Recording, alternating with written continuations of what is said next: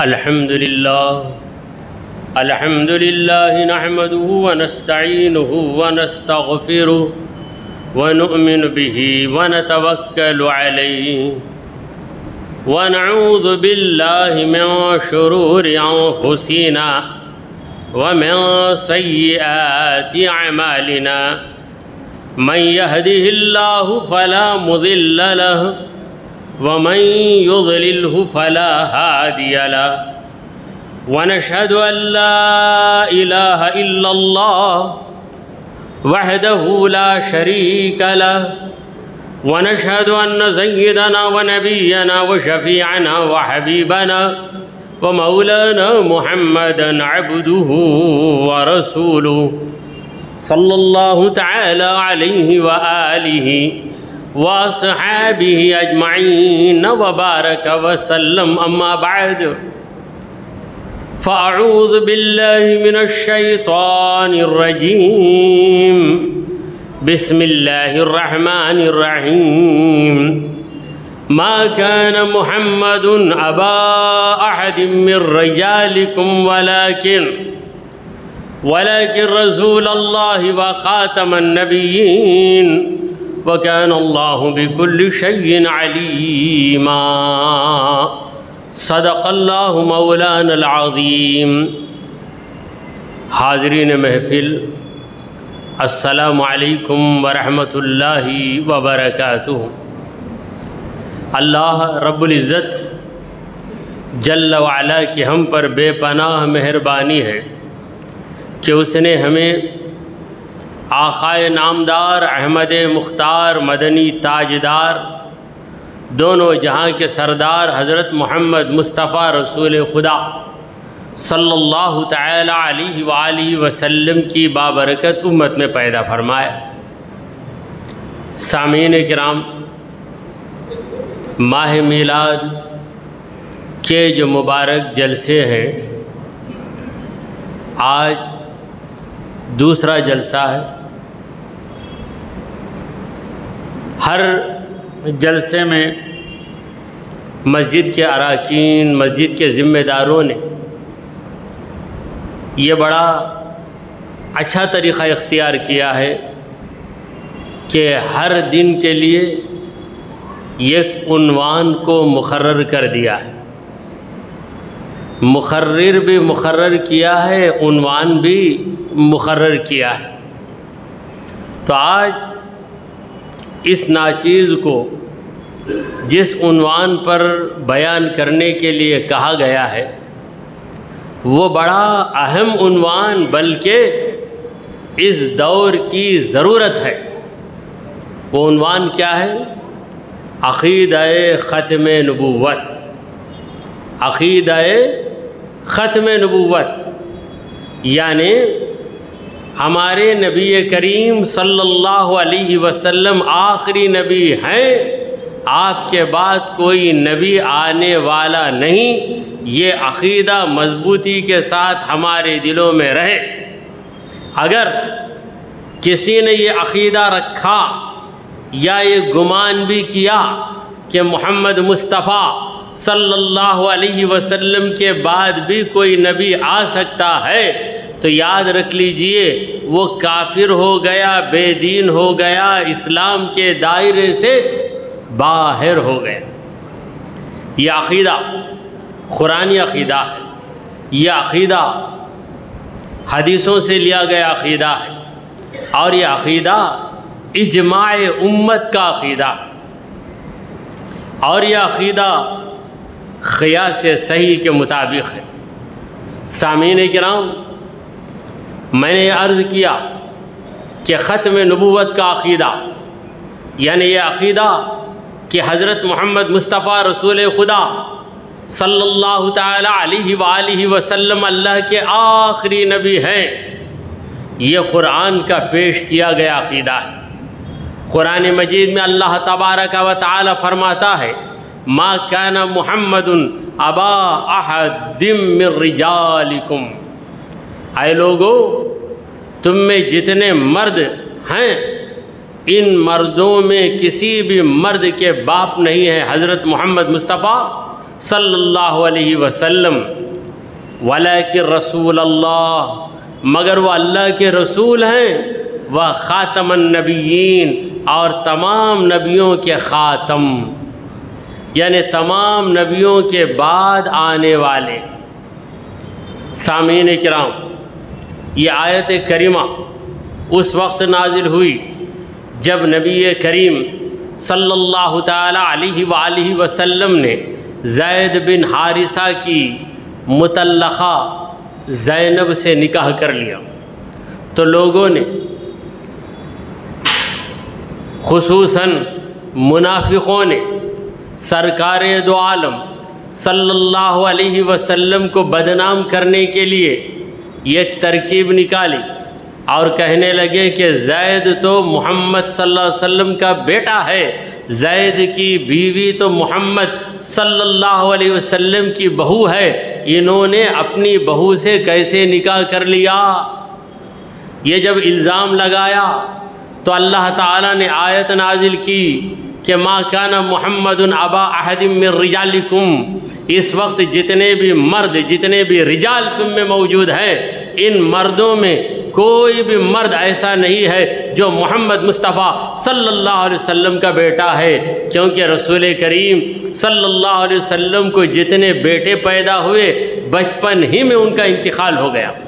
وہ ابھی مرد کا جو اسٹیج ہے، جہاں بچہ بالغ ہو کر رجل کہلاتا ہے، مرد کہلاتا ہے، اس عمر کو پہنچے ہی نہیں، ان کا انتقال ہو گیا۔ اور جو مرد اس وقت دنیا میں موجود ہیں، یعنی صحابہ کرام، ان میں کوئی محمد صلی اللہ علیہ وسلم کا بیٹا نہیں ہے۔ تو یہ آیت اس الزام کو توڑنے کے لیے اتری، اور اسی آیت میں اللہ تعالیٰ نے اپنے پیارے حبیب محمد عربی صلی اللہ علیہ وسلم کی شان کو واضح کر دیا کہ ولیکن رسول اللہ، محمد صلی اللہ علیہ وسلم کون ہیں؟ وہ تو اللہ کے رسول ہیں۔ جو اللہ کا رسول ہے وہ غلط کام کر ہی نہیں سکتا۔ شریعت کا مسئلہ ہے کہ سسرا بہو سے نکاح نہیں کر سکتا۔ اگر بیٹے نے کسی عورت سے نکاح کر لیا، پھر بیٹے کا انتقال ہو گیا یا بیٹے نے اسے طلاق دے دی، اگرچہ کہ وہ اجنبی عورت تھی، بہو بننے کے پہلے اجنبی عورت تھی، جب بہو بن گئی تو ہمیشہ کے لیے اپنے سسرے پر حرام ہو گئی، اگرچہ کہ بیٹے کے نکاح سے باہر ہو گئی۔ تو یہ حرمت مصاہرت، یعنی نکاح کی وجہ سے حرمت واقع ہوتی ہے۔ بیٹے سے، ہمارے بیٹے سے کسی عورت کا نکاح ہو گیا، اگرچہ کہ وہ عورت ہمارے قابل تھی، بیٹے کی عمر مان لیجئے کہ 25 سال کے ہے اور اس عورت کی عمر 40 سال کے ہے، بیٹے نے اس سے نکاح کیا، اگرچہ کہ وہ ہماری عمر کی ہے، اگر بیٹے کے نکاح میں آ گئی تو بیٹے کا جو سسرا ہے، اس کا جو باپ ہے شوہر کا، شوہر کے باپ پر وہ ہمیشہ کے لیے حرام ہو جاتی۔ آج بڑے افسوس کی بات کہ کئی جگہ ایسے واقعات ہوتے ہیں کہ سسرے نے بہو کے ساتھ بدسلوکی کی، بدتمیزی کی، بلکہ کسی سسرے اور بہو کے درمیان ناجائز جنسی تعلقات بھی رہتے ہیں، پھر باپ بیٹے میں جھگڑا بھی ہوتا ہے، بیٹا باپ سے کہتا ہے کہ میری بیوی پر تم نے ہاتھ کیسے رکھا۔ ایسے واقعات اس دور میں سننے کو ملتے ہیں، بڑا تعجب ہوتا ہے۔ بڑا مقدس رشتہ ہے سسرے اور بہو کا، اور اللہ تعالیٰ نے سسرے کو باپ کا درجہ دیا، اسی لیے جو سسرا ہوگا، جو خسر ہوگا، وہ اپنی بہو سے کسی بھی صورت میں نکاح نہیں کر سکتا، اگرچہ کہ بیٹے کی شادی سے پہلے وہ عورت حلال تھی، جب بیٹے کی بیوی بنی تو حرام ہو۔ حضرات گرامی، یہ میلاد النبی صلی اللہ علیہ وسلم کے جلسے علمی جلسے، ان جلسوں میں سرکار دو عالم صلی اللہ علیہ وسلم کی سیرت طیبہ معلوم ہوتی ہے، حضور اکرم صلی اللہ علیہ وسلم کی مبارک زندگی کے حالات معلوم ہوتے ہیں، تو فقہ کے، شریعت کے بہت سے مسائل بھی معلوم ہو جاتے ہیں۔ لہٰذا ان محفلوں کو معمولی محفلیں نہ سمجھو، یہ علم کی محفلیں ہیں، ان میں شرکت کرو، توجہ کے ساتھ بیان کو سنو۔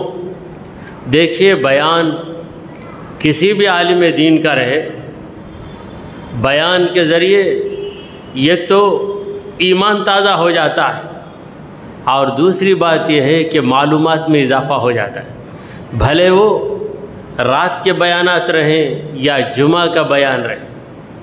اکثر نوجوان بیان سننے میں شوق نہیں لیتے، اسی وجہ سے ان کا علم ہمیشہ کم رہتا ہے۔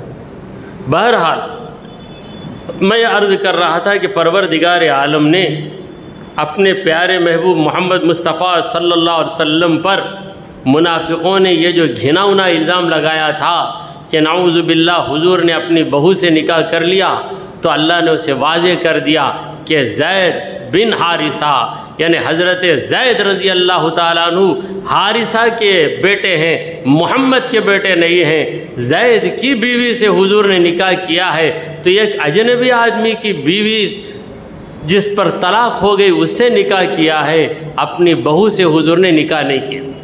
یہ مسئلہ بتا کر، یہ صفائی پیش کر کے اللہ نے کہا وَلَكِن رسول اللہ، لیکن میرے مصطفیٰ رسول اللہ ہیں، اللہ کے پیغمبر ہیں، اور حضور اکرم صلی اللہ علیہ وسلم کی ایک امتیازی صفت یہ ہے کہ وہ خاتم النبیین، وہ تمام نبیوں کے خاتم ہیں، یعنی آپ کے بعد کوئی نبی اس دنیا میں آنے والا نہیں۔ تو یہ عقیدہ ختم نبوت کا، صحابہ کرام کا عقیدہ، صحابہ کرام کے دور سے آج تک اور قیامت تک یہی عقیدہ رہے گا کہ ہمارے پیارے آقا مدنی داتا محمد مصطفیٰ صلی اللہ علیہ وسلم خاتم الانبیاء ہیں، آخری نبی۔ سامعین کرام، حدیث پاک کی طرف آئیے۔ سرکار دو عالم صلی اللہ علیہ وسلم نے فرمایا کہ ختم بی النبیون، ختم بی النبیون، مجھ پر نبیوں کو ختم کر دیا گیا، یعنی نبوت کا سلسلہ جو آدم علیہ السلام سے شروع ہوا، بعثت کا سلسلہ جو آدم علیہ السلام سے شروع ہوا، محمد مصطفیٰ رسول خدا صلی اللہ تعالی علیہ وآلہ وسلم پر ختم ہو گیا۔ اللہ تبارک و تعالی نے ہر چیز کے لیے ایک ابتدا کو مقرر کیا ہے، تو انتہا کو بھی مقرر کیا ہے۔ ابتدا بھی ہے، انتہا بھی ہے، بگننگ بھی ہے، اینڈنگ بھی ہے۔ کوئی چیز ایسی نہیں جو ہمیشہ ہمیشہ جاری رہے، آخر اسے رکنا ہی ہے۔ یہ دنیا بھی چل رہی ہے تو دنیا کی بھی ایک انتہا، دنیا کی بھی ایک اینڈنگ ہے جسے قیامت کہا جاتا ہے۔ اسی طرح انبیاء کرام آتے رہے، کم و بیش 1,24,000 انبیاء ہے۔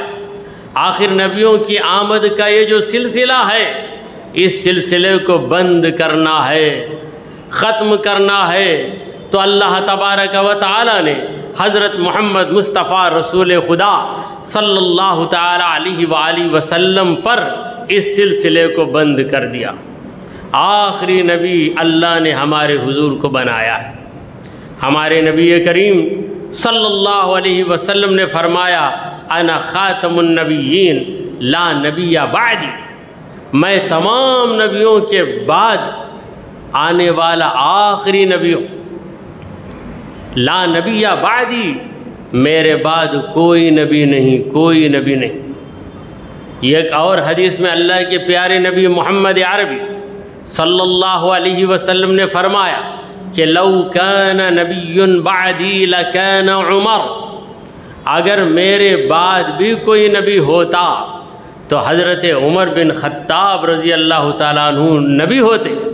چونکہ اللہ نے مجھ پر نبوت کو بند کر دیا، اب کوئی نبی دنیا میں آنے والا نہیں۔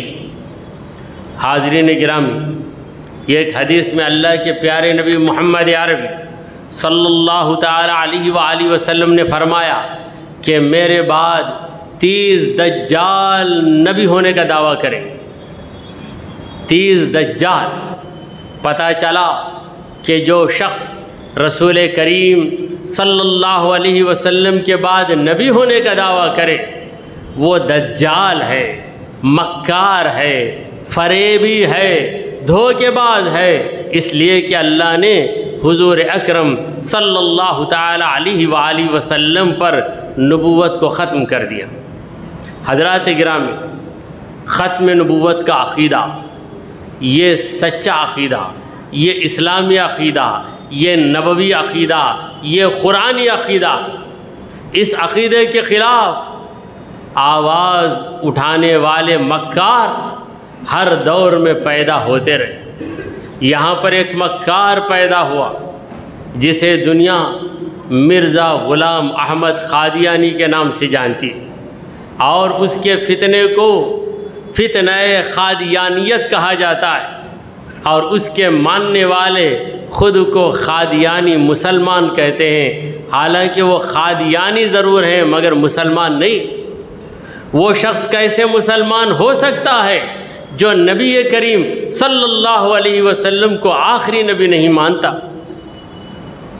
تو کوئی مسلمان حضور اکرم صلی اللہ علیہ وسلم کے خاتم النبیین ہونے میں ذرا برابر شک نہیں رکھتا، بلکہ ہر مسلمان کو اس بات کا پکا یقین ہے، اور ہر مسلمان کے دل میں یہ مضبوط عقیدہ ہے کہ حضور اکرم صلی اللہ تعالی علیہ وآلہ وسلم اللہ کے آخری نبی، اللہ کے آخری رسول ہیں۔ آپ کے بعد نبوت کا دروازہ بھی بند ہو گیا، رسالت کا دروازہ بھی بند ہو گیا۔ تو 30 دجال نبی ہونے کا دعویٰ کریں، اور ان دجالوں میں غلام احمد قادیانی بھی ایک دجال ہے۔ دیکھیے غلام احمد قادیانی، جس نے پہلے یہ دعویٰ کیا کہ میں مجدد ہوں، پھر دعویٰ کیا کہ میں خلیفہ ہوں، دعویٰ کیا کہ میں مہدی ہوں، بالآخر یہ دعویٰ کر دیا کہ میں نبی ہوں، مجھ پر بھی وحی اترتی ہے۔ مگر اس کی تاریخ آپ پڑھیں گے تو آپ کو پتہ چلے گا کہ مرزا غلام احمد کذاب جھوٹے نے جو خبریں دیں، جو پیشین گوئیاں دیں، اس کی ہر پیشین گوئی غلط ثابت ہوئی۔ جبکہ خدا کا نبی کوئی پیشین گوئی دے دیتا ہے۔ پیشین گوئی کا معنی کیا ہے؟ فور کاسٹنگ، یعنی کسی کام کے ہونے سے پہلے بتا دینا کہ یہ ہونے والا ہے۔ حضور اکرم صلی اللہ علیہ وسلم کی بے شمار پیشین گوئیاں، اور رسول کریم صلی اللہ علیہ وسلم نے جو بتایا وہ ہو کر رہا اور ہو رہا ہے۔ یہ سچے نبی کی علامت ہے۔ حضرات گرامی، خود نبی کریم صلی اللہ علیہ وسلم کے مبارک دور میں یہ ایک شخص نے نبی ہونے کا دعویٰ کیا، اس کا نام تھا مسیلمہ۔ اس ظالم کا نام مسیلمہ تھا۔ اس ظالم نے نبی کریم صلی اللہ علیہ وسلم کو خط لکھا۔ کیا خط تھا اس کا؟ اس ظالم نے، مسیلمہ نے خط لکھا کہ من مسیلمۃ رسول اللہ الی محمد رسول اللہ۔ یہ خط مسیلمہ کی طرف سے ہے جو اللہ کا رسول ہے، نعوذ باللہ من ذالک، محمد کی طرف جو کہ اللہ کے رسول ہے۔ یعنی اس ظالم نے، اس جھوٹے نے، اس کذاب نے، اس مفتری نے سرکار دو عالم صلی اللہ علیہ وسلم پر اس جھوٹی بات پر، حضور سے اس جھوٹی بات پر سمجھوتا کرنا چاہا کہ اے محمد صلی اللہ علیہ وسلم، اگر آپ یہ دعویٰ کرتے ہیں کہ آپ اللہ کے رسول ہیں تو آپ کے دعوے پر مجھے کوئی اعتراض نہیں، مگر میں بھی دعویٰ کرتا ہوں کہ میں بھی اللہ کا رسول ہوں، آپ مجھے رسول مان لیجئے، میں آپ کو رسول مان لیتا ہوں۔ یہ کتنا بڑا ظلم ہے کہ ایک طرف سچا رسول ہے، ایک طرف برحق رسول ہے، ایک طرف خدا کا حبیب ہے، ایک طرف خدا کا پیغمبر ہے، ایک طرف خدا کا وہ رسول ہے جس پر خدا کی سچی کتاب قرآن مجید نازل ہوئی، دوسری طرف مسیلمہ ہے، جھوٹا ہے، دنیا دار ہے، دنیا کی لالچ رکھنے والا، دنیا کی حکومت کی آرزو رکھنے والا۔ یہ حضور اکرم صلی اللہ علیہ وسلم کو خط لکھتا ہے کہ من مسیلمہ الی محمد، مسیلمہ کی جانب سے خط محمد کی طرف بھیجا جا رہا ہے، مگر ظالم نے محمد کے ساتھ رسول اللہ لکھا تو صحیح لکھا، مگر اپنے نام کے ساتھ بھی رسول اللہ لکھ لیا، اور خط لکھا کہ اے محمد صلی اللہ علیہ وسلم، آپ قریش کے رسول ہیں تو میں میرے خاندان کا رسول ہوں، الارض بیننا، زمین ہمارے درمیان، نصف لی و نصف لک، آدھی زمین میرے لیے آدھی زمین تمہارے لیے، لہذا تم رسول بن کر آدھی زمین پر حکومت کرو، باقی آدھی زمین پر میں حکومت کر لیتا ہوں، اس طرح ہم موج مستی کریں گے۔ اس ظالم نے رسول کریم صلی اللہ علیہ وسلم کے بارے میں یہ سوچا کہ حضور اکرم صلی اللہ علیہ وسلم نے نعوذ باللہ دنیا کو بٹورنے کے لیے، دنیا کی دولت کو حاصل کرنے کے لیے رسول ہونے کا دعویٰ کیا، حالانکہ سرکار دو عالم صلی اللہ علیہ وسلم اللہ کے رسول برحق ہیں، اور مسیلمہ جو کہ جھوٹا تھا، اس نے رسول ہونے کا دعویٰ کیا، اس کی نیت، اس کا مقصد یہ تھا کہ دنیا کو حاصل کروں اور دنیا کا راجہ بن جاؤں، اور لوگوں کو یہ کہہ کر احمق بناؤں کہ میں خدا کا رسول ہوں، خدا کا رسول۔ جب یہ خط سرکار دو عالم صلی اللہ علیہ وسلم کے پاس پہنچا تو حضور پرنور سید عالم صلی اللہ علیہ وسلم نے اسے جواب دیا کہ من محمد رسول اللہ، یہ خط محمد کی طرف سے ہے جو کہ اللہ کے رسول ہیں، الی مسیلمہ الکذاب، مسیلمہ کی طرف جو کہ پکا جھوٹا ہے۔ مسیلمہ کو حضور اکرم صلی اللہ علیہ وسلم نے کذاب کا لقب دیا۔ کذاب عربی زبان میں اس جھوٹے کو کہتے ہیں جو بات بات پر جھوٹ بولتا ہے۔ معمولی جھوٹا، کبھی کبھی جھوٹ بولنے والے کو کاذب کہیں، کبھی کبھی جھوٹ بولنے والے کو کاذب، جھوٹا آدمی ہے بھائی، ہمیشہ صحیح نہیں بولتا، مگر جو ہر بات جھوٹی کرتا ہے، ہر محفل میں جھوٹی بات بیان کرتا ہے، اس کے لیے کذاب کا لفظ بولا جاتا ہے، کیونکہ کذاب مبالغے کا صیغہ ہے، اور مبالغے کا معنی ہی ہے ایکسٹرا آرڈینری، ایکسٹرا آرڈینری، غیر معمولی۔ تو یہ پہلا دجال تھا، مسیلمہ پہلا دجال، پہلا فریبی۔ دجال کا معنی کیا ہے؟ فریبی، دجل والا۔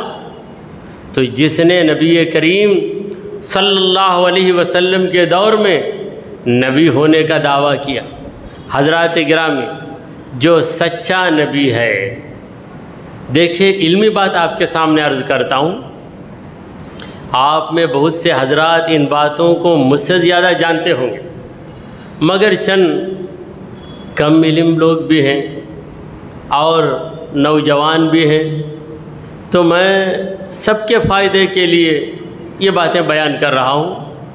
جو سچا نبی ہے اسے نبی کہتے ہیں۔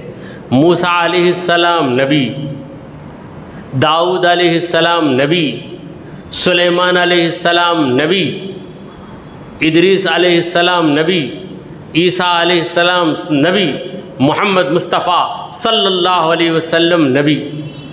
اور جو سچا نبی نہیں ہے مگر نبی ہونے کا دعویٰ کر رہا ہے، نبی نہیں ہے مگر نبی ہونے کا دعویٰ کر رہا ہے، اسے کیا کہیں گے؟ اسے کہیں گے متنبی۔ متنبی مسیلمہ پہلا متنبی ہے، پہلا جھوٹا فریبی ہے۔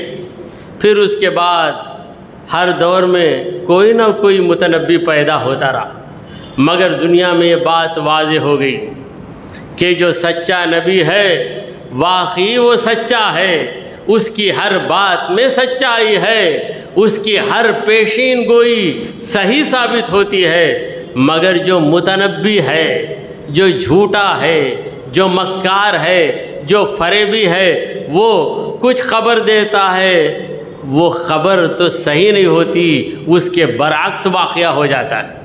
کبھی وہ کہتا ہے کہ یہ آدمی کل تک مر جائے گا، مگر وہ کل تک مرتا نہیں بلکہ کئی سال زندہ رہتا ہے۔ اور یہ جھوٹا نبی متنبی کسی کے بارے میں کہتا ہے کہ کل یہ اچھا ہو کر تندرست بن کر چلے گا، مگر کل آنے کے پہلے اسے موت آ جاتی ہے۔ ایسے کئی واقعات ہیں جو مرزا غلام احمد قادیانی کی زندگی میں ہوئے۔ مرزا غلام احمد نے یہ دعویٰ کیا کہ میں نبی ہوں، مگر جو خبر دیتا اس کی ہر خبر غلط ہوتی۔ پروردگار عالم اس بات کے ذریعے لوگوں کو بتا دیتا ہے کہ جسے تم نبی مانتے ہو وہ خدا کا نبی نہیں ہے، اگر وہ خدا کا نبی ہوتا تو اس کی بات غلط نہیں ہوتی۔ حضرات گرامی، یہ مسیلمہ اس نے کیا کیا؟ نبی ہونے کا دعویٰ کیا، اور اس کے ساتھ بھی چند لوگ شامل ہو گئے۔ دیکھیے، صرف نبی کے فالوئرز ہی نہیں رہتے، شیطان کے فالوئرز بھی رہتے، نبی کے ماننے والے ہی نہیں رہتے، شیطان کے راستے پر چلنے والے بھی بہت سے رہتے ہیں۔ ایک روایت ہے کہ موسیٰ علیہ السلام آ رہے تھے، ابلیس کسی پہاڑ سے اتر رہا ہے انسانی روپ میں۔ ابلیس تو جن تھا، جن کوئی بھی روپ اختیار کر لیتا ہے۔ موسیٰ علیہ السلام نے اسے پہچان لیا کہ ابلیس آ رہا ہے، بہت اکڑ کر چل رہا ہے، کیونکہ اکڑ کر چلنا ابلیس کی عادت ہے۔ سر اٹھانا ہے فطرت ابلیس، سر اٹھانا ہے فطرت ابلیس۔ شعلہ جاتا ہے آسماں کی طرف، آسماں کی طرف جاتا ہے شعلہ، آخر بجھ جاتا ہے تو بے نشان ہو جاتا ہے۔ تو سر اٹھا کر چلنا، اکڑ کر چلنا، کمر پہ ہاتھ رکھ کے کھڑے ہو کے بات کرنا، سرکار دو عالم صلی اللہ علیہ وسلم نے منع کیا۔ اسے کہتے ہیں اختصار۔ اختصار کا معنی ہے کمر پہ ہاتھ رکھ کے کھڑے ہو جانا۔ اس میں بھی تکبر کی نشانی ہے۔ حضور اکرم صلی اللہ علیہ وسلم نے منع کیا، یعنی تمہاری حیت ایسی ہو جس میں عاجزی، نرمی نظر آئے۔ اللہ تبارک و تعالیٰ کو عاجزی پسند ہے۔ کس خاک سے بنا ہوں عجب خاک سار ہوں، کس خاک سے بنا ہوں عجب خاک سار ہوں، بیٹھوں تو نقش پا ہوں، اٹھوں تو غبار۔ حضرات گرامی، ابلیس آ رہا ہے۔ حضرت موسیٰ علیہ السلام نے کہا، ابلیس تجھے شرم نہیں آتی؟ پوری دنیا تجھ پر لعنت بھیج رہی ہے، اور جو تیری بات مانے گا وہ جہنم میں جائے گا۔ ساری دنیا تجھے ذلیل ذلیل، لعنتی لعنتی کہتی ہے، ملعون ملعون کہہ رہی ہے، تجھے شرم نہیں آتی؟ تو ابلیس نے کہا، اے موسیٰ، مجھے جو میجارٹی حاصل ہے وہ تمہیں کہاں حاصل ہے؟ کیا میجارٹی؟ اکثریت، میجارٹی۔ کہا تمہارے فالوئر 100-200، میرے کروڑوں میں۔ تو میرے فالوئر زیادہ ہیں، میرے ماننے والے زیادہ ہیں۔ جتنے کفار میرے ماننے والے، جتنے مشرکین میرے راستے پہ چلنے والے، جتنے منافقین میرے راستے پہ چلنے والے، جھگڑا کرنے والے میرے راستے پہ چلنے والے، زنا کرنے والے میرے راستے پہ چلنے والے، شراب پینے والے میرے راستے پہ چلنے والے، بے نمازی میرے راستے پہ چلنے والے، دھوکہ دینے والے میرے راستے پہ چلنے والے۔ اے موسیٰ بتاؤ تمہارے راستے پہ چلنے والے کتنے ہیں؟ تو ظالم ایسی بات کہہ رہا ہے جس کو بتاتے ہوئے اسے شرم آ جانی چاہیے، مگر بجائے شرم کے وہ فخر کر رہا ہے۔ تو ابلیس کے ماننے والے بھی ہو جاتے ہیں، تو اسی طرح مسیلمہ کے بھی چند متبعین ہو گئے، چند فالوئرس ہو گئے، ماننے والے ہو گئے، تو اس نے اپنا ایک گروپ بنا لیا۔ مسیلمہ نے اپنا ایک گروپ بنا لیا اور کہا کہ مجھ پر بھی وحی اترتی ہے، مجھ پر بھی وحی اترتی ہے۔ اور اس کی وحی کیا تھی؟ وَلَكِنَّ قُرَيْشًا قَوْمٌ لَا يَعْدِلُونَ، قریش ایسے لوگ ہیں جو انصاف نہیں کرتے۔ یعنی وہ جن جملوں کو بطور وحی پیش کرتا تھا، ان جملوں کے اندر کوئی مفہوم، کوئی معنویت، کوئی نیا علم، کوئی نئی بات، کوئی نئی خبر بالکل نہیں تھی۔ تو مسیلمہ اپنی جگہ رہا، سرکار دو عالم صلی اللہ علیہ وسلم اس کی مخالفت کرتے رہے، بتاتے رہے کہ دیکھو اے لوگوں، میں خدا کا آخری نبی ہوں، میں خدا کا آخری نبی ہوں۔ سارے صحابہ کا یہی عقیدہ تھا۔ تو اس ظالم مسیلمہ نے ایک عورت سے نکاح کیا۔ وہ عورت جس کا نام تھا سجاح، اس عورت نے نبی ہونے کا دعویٰ کیا اور کہا کہ میں بھی نبی ہوں، میں لیڈی نبی ہوں، عورت نبی ہوں، مجھ پر بھی وحی آتی ہے۔ تو ایک طرف جھوٹا نبوت کا دعویٰ کرنے والا جھوٹا انسان مسیلمہ، نبوت کا دعویٰ کرنے والی جھوٹی عورت سجاح۔ تو مسیلمہ نے کہا کہ اسے میں اپنا لوں تو میرا بڑا فائدہ ہوگا۔ دونوں میں نکاح ہو گیا، مسیلمہ میں اور سجاح میں۔ تو دونوں نے مل کر لوگوں کو بیوقوف بنایا، یہ کہا کہ میں مرد نبی ہوں، مجھے حکم ہوا کہ میں ایک ایسی عورت سے نکاح کروں جو نبی ہو، لہٰذا سجاح جو کہ نبی ہے اس سے میں نے نکاح کر لیا۔ تو یہ دونوں مل کر لوگوں کو بگاڑتے رہے، لوگوں کو صحیح راستے سے ہٹاتے رہے، یہاں تک کہ حضرت ابوبکر صدیق رضی اللہ تعالیٰ عنہ کا دور آیا۔ حضرت ابوبکر صدیق رضی اللہ تعالیٰ عنہ نے مرتدین سے جنگ کرنے کے لیے فوجوں کو بھیجنا شروع کیا۔ تو ایک فوج بھیجی، حضرت ابوبکر صدیق رضی اللہ تعالیٰ عنہ نے ایک فوج بھیجی۔ اس فوج نے مسیلمہ کی قوم پر چڑھائی کی۔ مسیلمہ اور اس کی قوم ایک طرف، حضرت ابوبکر صدیق رضی اللہ تعالیٰ عنہ کا لشکر ایک طرف۔ تو دونوں میں لڑائی ہوئی۔ اب اس لڑائی میں جب ایک کذاب کا، مسیلمہ کا ماننے والا مر جاتا تو مسلمان خوشی سے کہتے اللہ اکبر، اللہ اکبر۔ کیا کہتے تھے؟ اللہ اکبر، اللہ اکبر۔ یہ رواج حضور کے دور میں بھی تھا، خوشی کے موقع پر کامیابی مل جائے تو تکبیر کہتے تھے اللہ اکبر، اللہ اکبر۔ اب وہاں یہ ہوا کہ مسیلمہ کے جو لوگ تھے، جو کافر تھے، خود کو مسلمان بتاتے تھے مگر کافر تھے، کوئی صحابی شہید ہو جاتا، حضرت ابوبکر صدیق رضی اللہ تعالیٰ عنہ کے لشکر کا کوئی آدمی شہید ہو جاتا تو وہ لوگ بھی اللہ اکبر کہتے۔ تو مشورہ طلب کیا گیا، ہم بھی اللہ اکبر کہہ رہے ہیں، وہ بھی اللہ اکبر کہہ رہے ہیں، اب کیسے پتہ چلے کہ آواز ہماری جانب سے ہے یا آواز ان کی جانب سے؟ تو حضرت ابوبکر صدیق کا جو سپہ سالار تھا، انہوں نے کہا کہ اے مومنو، اللہ اکبر یہ تو صحیح نعرہ ہے اپنی جگہ، مگر تم ایسا نعرہ لگاؤ کہ مسیلمہ بھی جل جائے، مسیلمہ کے ماننے والے بھی جل جائیں۔ وہ کیا نعرہ ہے؟ جب کوئی کافر مر جائے، جب مسیلمہ کا آدمی مر جائے تو تم نعرہ لگاؤ واہ محمدہ، واہ محمدہ، کیونکہ ہم محمد کے ماننے والے ہیں، وہ مسیلمہ کے ماننے والے ہیں۔ خدا کا ماننے والا تو بے دین بھی ہوتا ہے۔ ابو جہل بھی خدا کو مانتا تھا۔ ابو جہل نے کہا، ابو جہل کے دور میں ابو جہل کا ایک ساتھی خانہ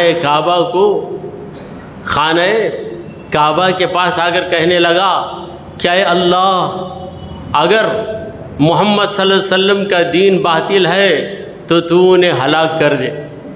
اللہ کو بلا رہا ہے، ظالم اللہ کو بلا رہا ہے، اور کس کی ہلاکت کی دعا کر رہا ہے؟ اللہ کے محبوب کی ہلاکت کی دعا کر رہا ہے۔ اسی لیے شاعر نے کہا بجز حب محمد کامل ایمان ہو نہیں سکتا، بجز حب محمد کامل ایمان ہو نہیں سکتا، خدا کا ماننے والا مسلمان ہو نہیں سکتا۔ یعنی صرف خدا کو مانتا ہے، رسول خدا کو نہیں مانتا ہے، صرف لا الہ الا اللہ پڑھ رہا ہے، محمد رسول اللہ کا انکار کر رہا ہے، تو ہم کہیں گے کہ تو اگر اللہ کو مانتا ہے تو کیا اس اللہ کو مانتا ہے جس اللہ کا پتہ محمد صلی اللہ علیہ وسلم نے دیا ہے؟ اگر اس اللہ کو مانتا ہے جس کا پتہ محمد مصطفیٰ صلی اللہ علیہ وسلم نے دیا ہے تو واقعی مومن ہے۔ اگر تو نے خیال میں کسی کو اللہ تسلیم کر لیا تو تیرے خیالی خدا کو ہم خدا نہیں مانتے۔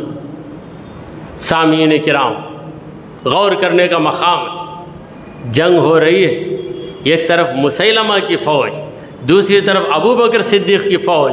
ابو بکر صدیق کی فوج والے بھی کلمہ پڑھتے ہیں لا الہ الا اللہ، مسیلمہ کی فوج والے بھی کلمہ پڑھتے ہیں لا الہ الا اللہ، مگر ابو بکر صدیق کی فوج والے لا الہ الا اللہ کے ساتھ محمد رسول اللہ پڑھتے ہیں، اور مسیلمہ کی فوج والے لا الہ الا اللہ کے ساتھ مسیلمہ رسول اللہ پڑھتے ہیں، نعوذ باللہ من ذالک۔ تو جب مسلمانوں نے نعرہ بلند کیا واہ محمدہ واہ محمدہ، جس کا مطلب کیا ہے؟ اے محمد اے محمد، صحابہ نے حضور کو پکارا اور حضور کا نام چمکایا، کیونکہ نبی کا نام منافق پہ بہت بھاری پڑتا ہے۔ نبی کو پکارو تو منافق جل بھن جاتا ہے۔ اسی لیے عاشق رسول کہتے ہیں بری لگتی ہے منکر کو، بری لگتی ہے منکر کو صدائے یا رسول اللہ، بری لگتی ہے منکر کو صدائے یا رسول اللہ، دوائے اہل ایمان ہے ندائے یا رسول اللہ۔ یا رسول اللہ منافق پہ بھاری، یا رسول اللہ مومن کے دل کا علاج، یا رسول اللہ محبت سے کہتا ہے تو سارے درد نکل گئے، سارے غم نکل گئے، کیونکہ مجھے رسول اللہ مل گئے، اب کسی اور چیز کے ملنے کی ضرورت ہی کیا ہے؟ منزل ملی، مراد ملی، مدعا ملا، منزل ملی، مراد ملی، مدعا ملا، سب بن گئے ہیں کام تمہیں دیکھنے کے بعد، اے سرور انام تمہیں دیکھنے کے بعد، اب کس کو دیکھنا ہے تمہیں دیکھنے کے بعد؟ لاکھوں حسین دیکھے ہیں ہم نے جہان میں، لاکھوں حسین دیکھے ہیں ہم نے جہان میں، سب کو میرا سلام تمہیں دیکھنے کے بعد۔ تو ایک عاشق رسول، ایک پکا مومن رسول کریم صلی اللہ علیہ وسلم کو یاد کرتا ہے تو اس کے دل کو سکون مل جاتا ہے۔ پروردگار عالم ہر مومن کی بے قراری جانتا ہے، لہٰذا پروردگار نے نماز کے اندر السلام علیک ایھا النبی کہنا مشروع بنا دیا ہے، ایک حصہ ہے شریعت کا۔ اتحیات میں آپ السلام علیک ایھا النبی کہتے ہیں تو کس سے خطاب کرتے ہیں؟ آپ نبی سے خطاب کرتے ہیں۔ پروردگار جانتا ہے کہ یہ میرے نبی کا عاشق میری عبادت میں بھی رہے گا تو میرے محبوب کو یاد کرنا اس کے لیے سکون کا باعث ہے، کیونکہ خدا کی عبادت ہمیں ملی تو نبی کے در سے ملی ہے، خدا کی پہچان ہمیں ملی ہے تو نبی کے در سے ملی ہے۔ تم پہ قربان میری جان، مدینے والے، تم پہ قربان میری جان مدینے والے، تم سے مجھ کو ملا رحمان مدینے والے، تم پہ قربان میری جان مدینے والے، تم سے مجھ کو ملا رحمان مدینے والے۔ ہم اللہ کو پہچانتے ہیں، رحمان کو پہچانتے ہیں، قرآن ہمارے ہاتھوں میں ہے، تلاوت کر رہے ہیں، تکبیر تحریمہ کہہ کے نماز میں ہو جاتے ہیں، سحری کر کے روزہ رکھ لیتے ہیں، اور پھر حساب لگا کر اپنے مال کی زکوٰۃ دیتے ہیں، کعبۃ اللہ کے پاس جا کے طواف کر لیتے ہیں، یہ کرتے ہیں وہ کرتے ہیں، سب کرتے ہیں، مگر ان تمام کاموں کو کس نے بتایا؟ کیا کبھی ہم نے سوچا؟ جبکہ ہمیں سوچنا چاہیے۔ وہ کب سوچیں گے ہم؟ ہمارا کلمہ خود ہمیں سبق پڑھا رہا ہے، ہمارا کلمہ ہمیں سبق پڑھا رہا ہے، لا الہ الا اللہ، اللہ کے سوا کوئی عبادت کے لائق نہیں۔ اے مومن، تو یہ جان لیا، کس کے ذریعے تو جانا؟ وہ بھی پڑھ محمد الرسول اللہ، محمد کے ذریعے میں نے جانا، کیونکہ وہ اللہ کے رسول ہیں، انہوں نے بتایا، مجھے معلوم ہوا۔ اگر وہ نہ بتاتے تو ہمیں کیا پتہ چلتا؟ ہم قرآن پڑھتے ہیں، حدیث پڑھتے ہیں، قرآن پڑھتے ہیں، عربی کی دوسری عبارتیں بھی پڑھتے ہیں، مگر قرآن کیا ہے، غیر قرآن کیا ہے، یہ تمیز، یہ پتہ ہم کو کس نے دیا؟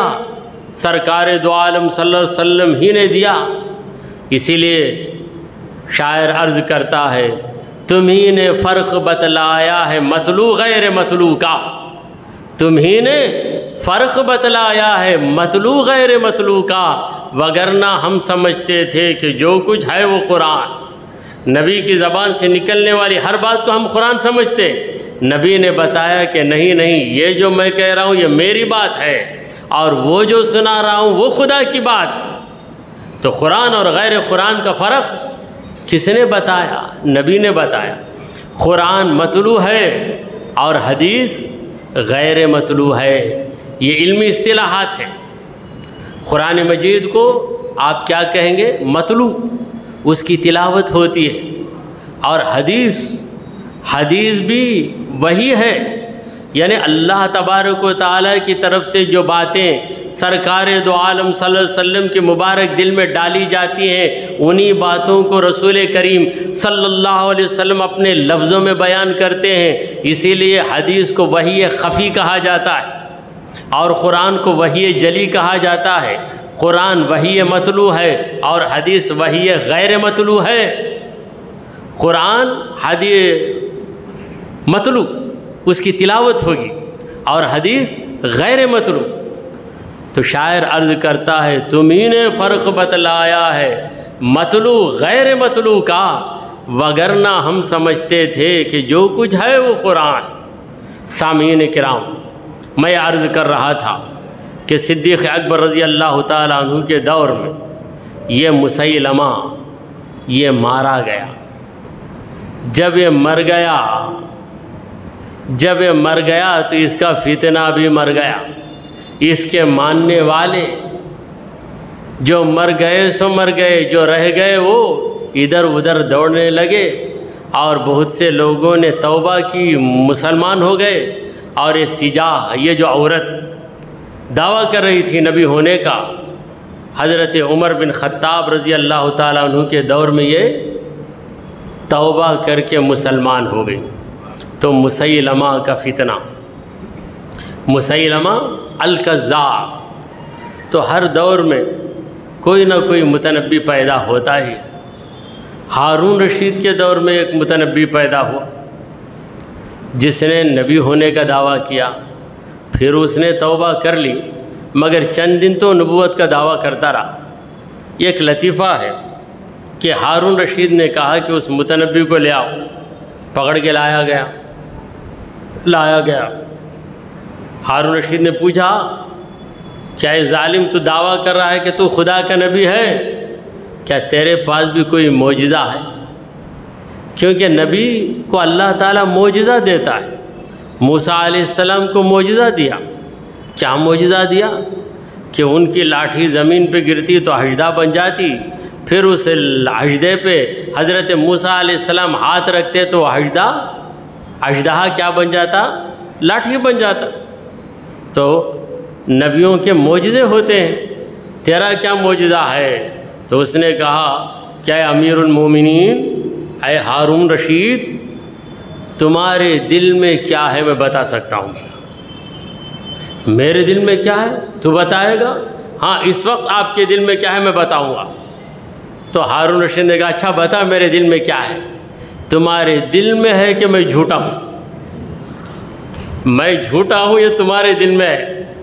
تو ہارون رشید کو ہنسی آ گئی کہ یہ بات تو صحیح ہے، کیونکہ وہ جھوٹا ہے، یہ ہارون رشید کے دل میں ہے۔ پھر اس کے بعد اس نے توبہ کی تو اس کو رہا کر دیا گیا۔ تو یہ حقیقت ہے کہ سرکار دو عالم صلی اللہ علیہ وسلم اللہ کے آخری رسول ہیں، اور اللہ نے ہر نبی سے یہ عہد لیا کہ اگر تمہارے دور میں محمد مصطفیٰ صلی اللہ تعالی علیہ وآلہ وسلم تشریف لائیں تو حضور پر ایمان لے آنا، کیونکہ میرے یہ نبی آخری نبی ہیں، ان کے دور میں کوئی نبوت کا دعویٰ نہیں کر سکتا، کوئی نبی ہو ہی نہیں سکتا۔ اللہ تبارک و تعالی اپنے کلام پاک میں فرماتا ہے وَإِذْ أَخَذَ اللَّهُ مِيثَاقَ النَّبِيِّينَ، جب اللہ تبارک و تعالی نے تمام نبیوں سے عہد لیا۔ کیا عہد لیا؟ لَمَا آتَيْتُكُم مِّن كِتَابٍ وَحِكْمَةٍ، میں تمہیں کتاب و حکمت دوں گا، میں تمہیں نبی بنا کر دنیا میں بھیجوں گا۔ ثُمَّ جَاءَكُمْ رَسُولٌ مُصَدِّقٌ لِمَا مَعَكُمْ، پھر ایک رسول آئے گا جو تمہارے نبی ہونے کی تصدیق کرے گا۔ لَتُؤْمِنُنَّ بِهِ وَلَتَنْصُرُنَّهُ، تو تم ضرور اس نبی پر ایمان لاؤ گے اور اس نبی کی مدد بھی کرو گے۔ تمام نبیوں سے یہ عہد لیا گیا، مگر جن نبیوں سے عہد لیا گیا ان نبیوں میں محمد صلی اللہ علیہ وسلم شامل نہیں تھے، کیونکہ محمد صلی اللہ علیہ وسلم کے بارے ہی میں تو عہد لیا جا رہا ہے۔ عالم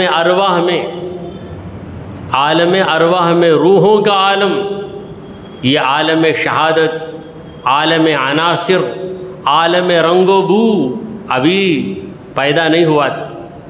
ہم جس عالم میں ہیں یا جس دنیا میں ہیں، اس دنیا کو بزرگوں نے عالم شہادت کہا ہے، اور بعضوں نے کہا کہ عالم عناصر اربعہ، مٹی، پانی، آگ، ہوا، یہ 4 عناصر اس کے اندر ہیں۔ اور بعضوں نے اسے عالم رنگ و بو کہا ہے، اس میں رنگ بھی ہے، بو بھی ہے۔ عالم ارواح ایسا عالم ہے جس میں نورانیت ہی نورانیت ہے، یہ عناصر اربعہ نہیں تھے۔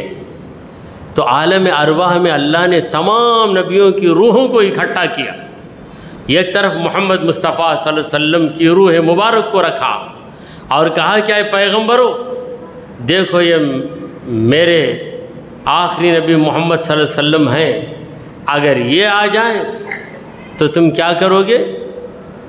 ان پر ایمان لاؤ گے، ان کی مدد کرو گے۔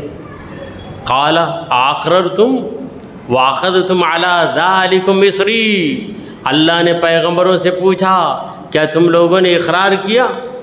واخذتم علی ذلکم مصری، اس بات پر کیا تم نے میرے اس عہد کو قبول کر لیا؟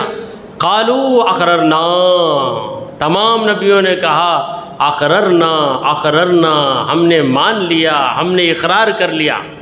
قال فاشهدوا وانا معكم من الشاہدین، پروردگار نے کہا کہ تم گواہ ہو جاؤ، وانا معكم من الشاہدین، تمہارے ساتھ میں بھی گواہ ہوں۔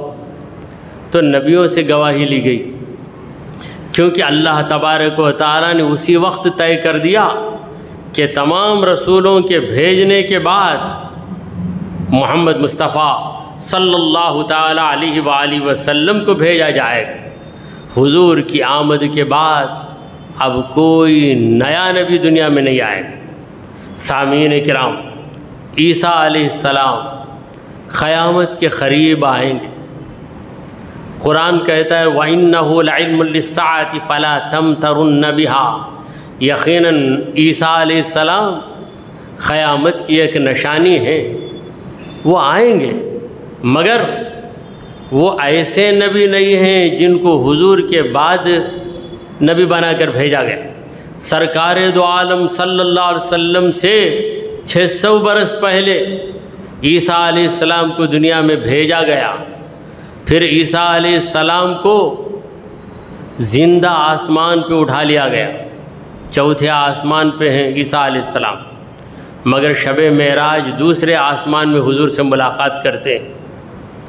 تو عیسیٰ علیہ السلام کا نزول ہوگا قیامت کے قریب۔ عیسیٰ علیہ السلام اتریں گے، انجیل کی تعلیم نہیں دیں گے، قرآن کی تعلیم دیں گے۔ اپنی شریعت کے مطابق نماز نہیں پڑھائیں گے، محمد مصطفیٰ صلی اللہ علیہ وسلم کی شریعت کے مطابق نماز پڑھائیں گے، بلکہ سرکار دو عالم صلی اللہ علیہ وسلم کی فضیلت کا یہ عالم ہے کہ جب عیسیٰ علیہ السلام اتریں گے تو امام مہدی عیسیٰ علیہ السلام کے انتظار میں رہیں گے۔ عیسیٰ علیہ السلام 2 فرشتوں کے کاندھوں پہ ہاتھ رکھ کر ملک شام میں بیت المقدس میں اتریں گے۔ عصر کا وقت ہوگا، امام مہدی جن کا نام ہے محمد، مہدی لقب ہے، نام ہے محمد۔ حضور اکرم صلی اللہ علیہ وسلم نے فرمایا کہ قیامت کے قریب ایک ایسا شخص پیدا ہوگا جو میری بیٹی فاطمہ کی اولاد سے ہوگا، امام حسن کی نسل سے ہوگا، جس کا نام میرا نام ہوگا یعنی محمد ہوگا۔ تو امام مہدی جن کا نام محمد ہے، تو سارے مسلمان دجال کے فتنے سے تنگ آ کر مکہ پہنچ جائیں گے، وہاں امام مہدی مسلمانوں کو لے کر دجال سے جنگ کرنے کے لیے نکلیں گے۔ تو عیسیٰ علیہ السلام اتریں گے، امام مہدی عیسیٰ علیہ السلام سے کہیں گے کہ آپ صاحب کتاب ہیں، آپ پر اللہ کی کتاب اتری، آپ خدا کے نبی ہیں، آپ نماز پڑھائیے۔ تو حضرت عیسیٰ علیہ السلام کہیں گے کہ آپ محمد مصطفیٰ صلی اللہ علیہ وسلم کی امت کے امام ہیں، آپ نماز پڑھائیے، میں آپ کی اقتداء میں نماز پڑھوں گا۔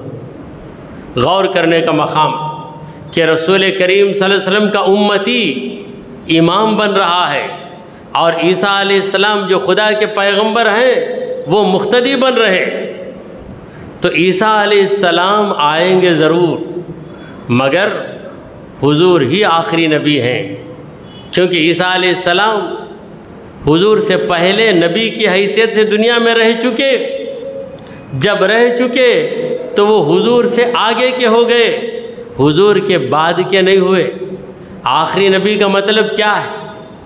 آخری نبی کا مطلب ہے کہ ان کے بعد کوئی نبی نہیں آئے گا، اور عیسیٰ علیہ السلام تو حضور کے پہلے ہی نبی بن کر دنیا میں آ گئے۔ تو سامعین کرام، عیسیٰ علیہ السلام دجال کو قتل کر دیں گے، پھر دنیا کے اندر عدل و انصاف کو قائم کریں گے۔ یہ ایک بات نوٹ کرنے کی ہے، یہ ایک بات توجہ کرنے کی ہے کہ عیسیٰ علیہ السلام صاحب کتاب بھی ہیں، صاحب شریعت بھی ہیں۔ عیسیٰ علیہ السلام کی شریعت میں ہر مہینے میں 3 روزے فرض تھے۔ وہ 3 روزے کیا تھے؟ ہر مہینے کی 13ویں تاریخ، 14ویں تاریخ، 15ویں تاریخ، جنہیں ایام بیض کہتے ہیں۔ کیا بولتے ہیں؟ ایام بیض کے روزے۔ اب بھی یہ 3 روزے نفل روزے ہیں، ایام بیض کے روزے نفل۔ بعض لوگ اسے ایام بیض بولتے ہیں، حالانکہ بیض نہیں ہو، بیض ہے۔ بیض کا معنی ہے روشن۔ ایام بیض روشن دنوں کے روزے، کیونکہ 13ویں رات، 14ویں رات، 15ویں رات چاند بہت روشن رہتا ہے۔ اسی لیے ان 3 دنوں کو کیا کہتے ہیں؟ ایام بیض۔ اگر ایام بیض ہم کہہ دیں گے تو مطلب کیا ہوگا آپ کو پتہ ہے؟ بیض کا معنی ہے انڈے۔ ایام بیض انڈوں کے دنوں کے روزے ہو جائے گا، مگر ہم معنی نہیں سمجھتے، بولتے ہیں بیض کے روزے، بیض کے روزے، ایام بیض کے روزے۔ تو یہ علمی محفل ہے، میں پہلے ہی سنا چکا ہوں کہ یہ علم کی محفل ہے، یہاں آنے والا علم لے کر جائے۔ آج تک آپ ایام بیض کہتے تھے تو اب اسے سدھار لیجیے، ایام بیض کے روزے۔ تو حضرات گرامی، عیسیٰ علیہ السلام آ کر لوگوں کو یہ حکم نہیں دیں گے کہ ہر مہینے کے 3 روزے رکھو، بلکہ یہی حکم دیں گے کہ ماہ رمضان کے روزے رکھو۔ عیسیٰ علیہ السلام یہ نہیں کہیں گے کہ تم انجیل کو پڑھو، بلکہ یہی کہیں گے کہ تم قرآن کی تلاوت کرو۔ حضرات گرامی، ایک مرتبہ حضرت عمر بن خطاب رضی اللہ تعالیٰ عنہ کو توریت کے چند کاغذات مل گئے۔ ان کاغذات کو حضرت عمر بن خطاب نے پڑھا۔ کیوں پڑھا؟ دیکھیں کہ اس میں کیا لکھا ہوا ہے۔ جب نبی کریم صلی اللہ علیہ وسلم نے دیکھا تو رسول پاک صلی اللہ علیہ وسلم ناراض ہو گئے۔ حضور کے مبارک چہرے پر غصے کے آثار نمایاں ہوئے، اور حضور اکرم صلی اللہ علیہ وسلم نے کہا کہ یا عمر، لو کان موسیٰ حیا لما وسعہ الا اتباعی۔ اے عمر، اگر اس وقت موسیٰ علیہ السلام دنیا میں ہوتے تو وہ بھی میری پیروی کرتے، توریت پر عمل نہیں کرتے۔ اور اے عمر، تو توریت کو کیوں پڑھ رہا ہے جبکہ تیرے پاس قرآن موجود ہے؟ تو حضور اکرم صلی اللہ علیہ وسلم آخری نبی ہیں، آپ کے بعد کوئی نبی آنے والا نہیں۔ سرکار دو عالم صلی اللہ علیہ وسلم کی شریعت آخری شریعت ہے، حضور کی شریعت میں کوئی تبدیلی ہونے والی نہیں۔ یہ ایک مرد صرف 4 عورتوں سے نکاح کر سکتا ہے، بس شریعت اس پر قائم ہو گئی۔ اب اس کے اندر کوئی چینج، کوئی تبدیلی، کوئی امینڈمنٹ نہیں ہو سکتا۔ نہیں 4 کے بجائے کوئی 5 بیوی رکھے، جیسا کہتے بھی راستہ بتاؤ نا، ہرگز بتا نہیں سکتے۔ شریعت مصطفیٰ آخری شریعت ہے، اب اس شریعت میں کوئی رد و بدل کر نہیں سکتا۔ حضور کا لایا ہوا دین آخری دین ہے، اس دین میں کوئی رد و بدل نہیں کر سکتا۔ پروردگار عالم نے کہا الیوم اکملت لکم دینکم، اے مومنو آج میں نے تمہارے لیے تمہارے دین کو مکمل کر دیا۔ کوئی چیز مکمل کب ہوتی ہے؟ مکمل اس وقت ہوتی ہے جب وہ اس کی آخری منزل پہ پہنچ جاتی ہے۔ عمارت مکمل ہو گئی، کوئی کہہ رہا ہے عمارت مکمل ہو گئی مگر چھت کا کام باقی ہے، تو لوگ کہیں گے پھر مکمل ہوئی کیوں بولے تم؟ کوئی کہے کہ خط مکمل ہو گیا، صرف 2 جملے باقی ہیں، تو مکمل کا نام تم نے کیوں لیا؟ کوئی درزی کہہ رہا ہے کہ آپ کا جبہ مکمل ہو گیا مگر صرف اس کے اندر میں بٹن نہیں لگایا ہوں، تو پھر مکمل ہوا کہنا بے معنی ہے۔ مکمل اس وقت کہیں گے کہ اس کے بعد کوئی چیز، کوئی کام باقی نہ رہے۔ تو دین مکمل ہو گیا، اب وحی اترنے والی نہیں ہے، اب قرآن کا، اب خدا کا حکم اترنے والا نہیں ہے۔ کیوں دین مکمل ہو گیا؟ اس لیے کہ جو نبی آئے ہیں وہ آخری نبی ہیں، وہ آخری نبی ہیں۔ آخری پر ہی تکملہ ہوتا ہے، کمپلیشن، تکملہ کب ہوتا ہے؟ آخری مرحلے میں ہوتا ہے۔ تو انبیاء کرام آتے رہے، دین سمجھاتے رہے، دین سمجھاتے رہے، بالآخر محمد مصطفیٰ صلی اللہ علیہ وسلم آ گئے، تو اب دین کا تکملہ ہو گیا۔ اگلے نبیوں نے جو شریعتیں لائیں، ان شریعتوں میں تبدیلی کر دی گئی، تو ساری شریعتیں، سارے دین کیا ہو گئے؟ منسوخ ہو گئے۔